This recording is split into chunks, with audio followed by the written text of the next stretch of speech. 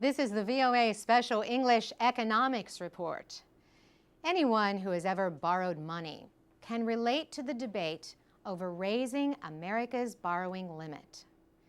People who have reached their limit can try to ask their bank to increase it and go deeper into debt.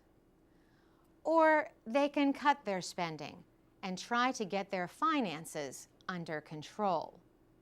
Or they can do both. Either way, they have to keep paying their bills.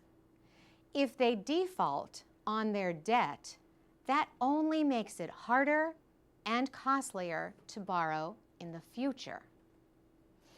In July, President Obama and congressional leaders held hours of sometimes tense meetings at the White House. Opposition Republican leaders agreed on the need to raise the borrowing limit by August 2nd, or risk the nation's first default. The argument was over how to cut deficits. Most Republicans oppose any kind of tax increase.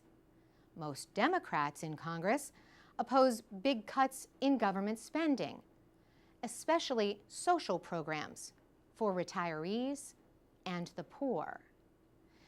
Jerry Webman is chief economist for Oppenheimer Funds, an investment company.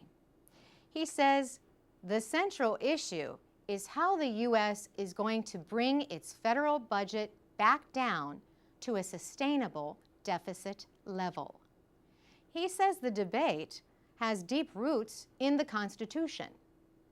The Constitution was written by people who were very, very suspicious of executive authority and built into the Constitution lots of ways in which the three branches of government could check and balance each other.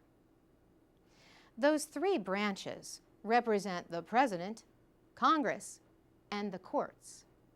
Congress passed the first debt limit law in 1917. That was to control the costs of America's entry into World War I. Today, Jerry Webman says the United States is going through an important debate on what services Americans can expect from their government. He says, "I think we may be looking at one of those almost generational changes in the role of the federal government in U.S. society." Lenders worried about the risk of not getting repaid usually demand high interest rates. That has happened to heavily indebted countries such as Greece, Ireland, and Portugal. On July 14th, Federal Reserve Chairman Ben Bernanke warned lawmakers that lack of action to raise the borrowing limit would mean a lower credit rating for the United States.